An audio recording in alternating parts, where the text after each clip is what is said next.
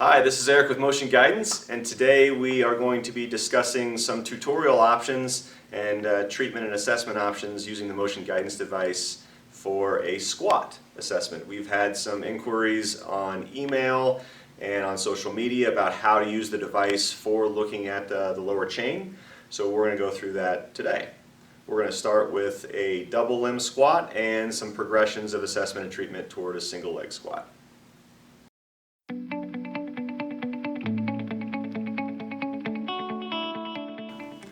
For assessment and treatment of the lower chain, you're going to need the medium motion guidance belt with the flat mount and a single laser. We have Megan here as our patient for the day. We're going to assess her right side. So we're going to put the medium belt on. We floss it through the clip and we make it snug, comfortable, yet secure. And we move the blue field toward the front of the knee. We do not have to standardize the distance, but I usually get 2 to 3 inches above the kneecap. To put on the mount, we take the Velcro off, slide the clips in the blue field and put it right back. We can take the laser with the ball and socket joint and slide it on from the side and then roll it up to the middle position. Okay. From here, we can adjust the laser out of distance over a toe or wherever the clinician deems appropriate.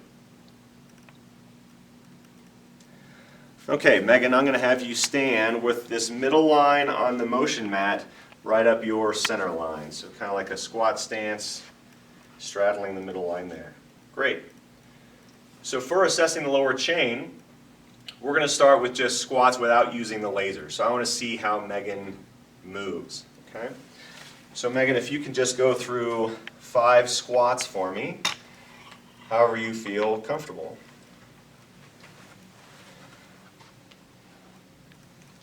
During the squats, I'm not going to give her any cues. I'm just going to look at her motion from multiple planes. Do a few more for me.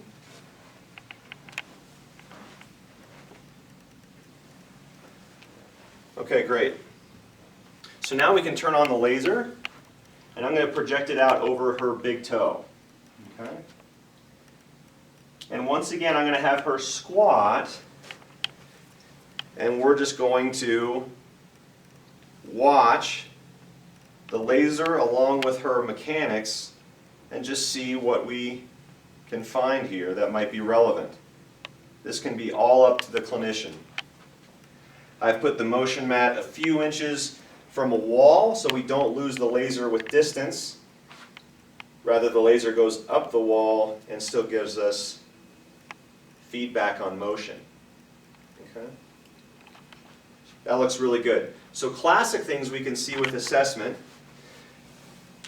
are shuddering or inconsistent movements through a squat. So we can pick that up really easy with the laser and the motion guidance device. So Megan, show us when you squat, maybe some subtle quiver motions or some small instabilities. There we go. We might assess that as weakness in a certain range of motion or plane, or poor body awareness.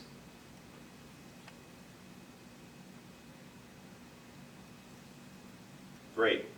We might also see a consistent motor pattern that we might consider changing in the future. So this might show up as valgus.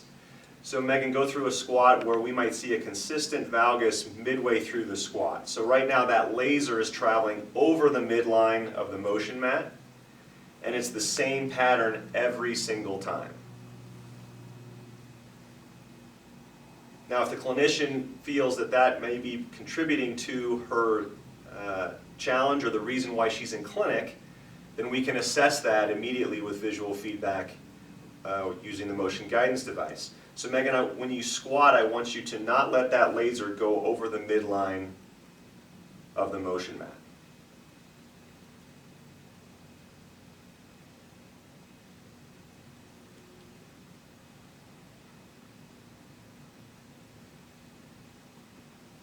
Great. And stop. Okay. By using our words of the laser and the mat, we're getting into an external focus of attention, and not an internal focus of attention, which should increase both motor performance as well as retention of the skill.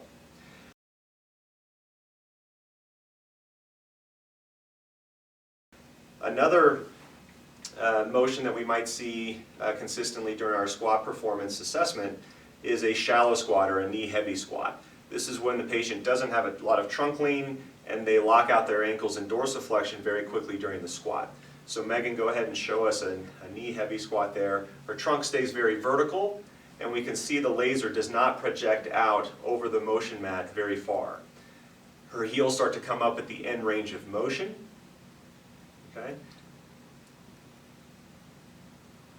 Perfect. And take a rest. For attempts at correcting a knee-heavy squat, we can ask Megan to project the laser as far as she can out over the motion mat and toward the wall, and see what she tries to correct there in order to achieve that cue. So Megan, go ahead and squat again and try to get that laser as far out down the motion mat as you can. Oftentimes, the patient will make an immediate correction like you just saw there. In order to get the laser further out, she understands that her hips need to go further behind her and her trunk needs to lean forward. If that doesn't happen, I can give her various types of cues, either verbally, continue with visual cues with the laser, or maybe even some kinesthetic or some tactile cues with my hands. Try a few more squats for me, trying to get that laser all the way out to the wall. Lovely. Good. Maybe one more there. So now Megan's putting weight through her heels. She's not locking her ankles out in dorsiflexion. She's getting a nice forward trunk lean, and we can start to train that with repetitions.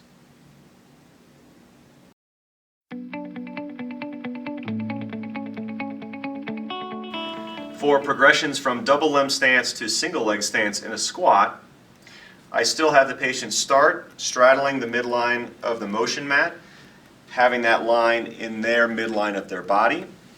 We turn on the motion guidance laser and project it out in front of the toe several inches. Then I have the patient move into single leg stance. This can give us an easy assessment of how much potential hip, femur, or leg internal rotation the patient gets just transitioning into single leg stance, and if she has enough motor control to correct this. Megan, can you take that laser and move it toward the outside of the mat? Perfect. Thank you. Now come back to double limb stance.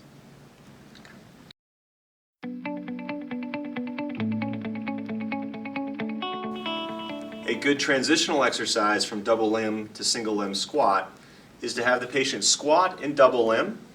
Go ahead. Good. Now transition all of the weight onto the laser side and try to push yourself back up while maintaining good squat form. And then put your right leg down again and return. Good. Let's do 2 or 3 more. So squatting with double limb stance, transitioning to single limb stance, returning on single limb, and then return to the start position.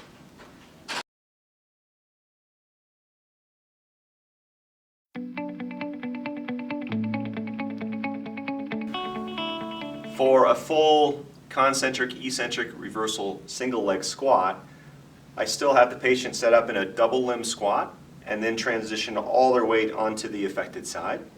So go ahead and stand on one leg on that left side, Megan.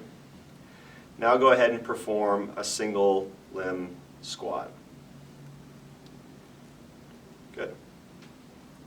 Several things that we can look at during the single limb squat is consistent motor pattern, shuddering or shaking that could suggest weakness in a certain plane of motion or lack of motor control. Depth of the laser again, projected out onto the mat, all while watching whole body mechanics during the squat.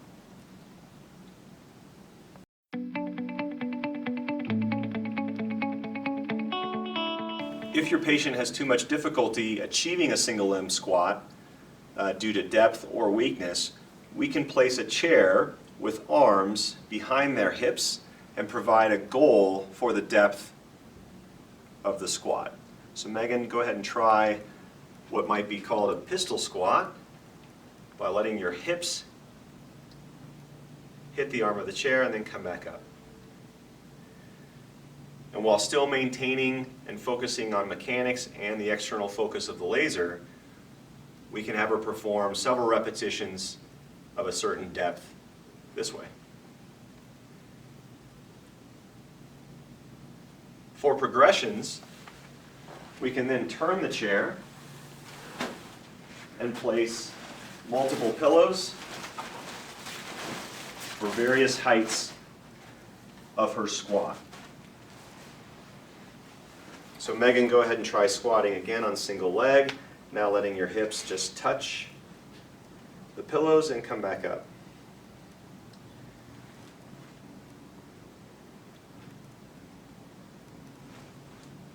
Good. Fewer pillows would mean an increased depth or just a chair to continue to progress.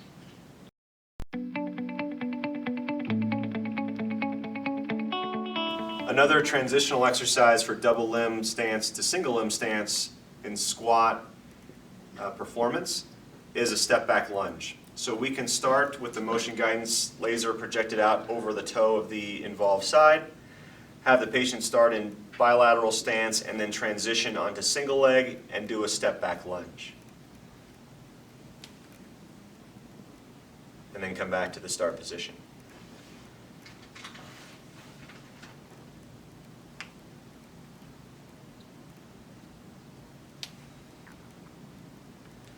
During the squat, we can continue to assess mechanics of the patient, of the whole body, as well as the external focus of the laser during the step back lunge.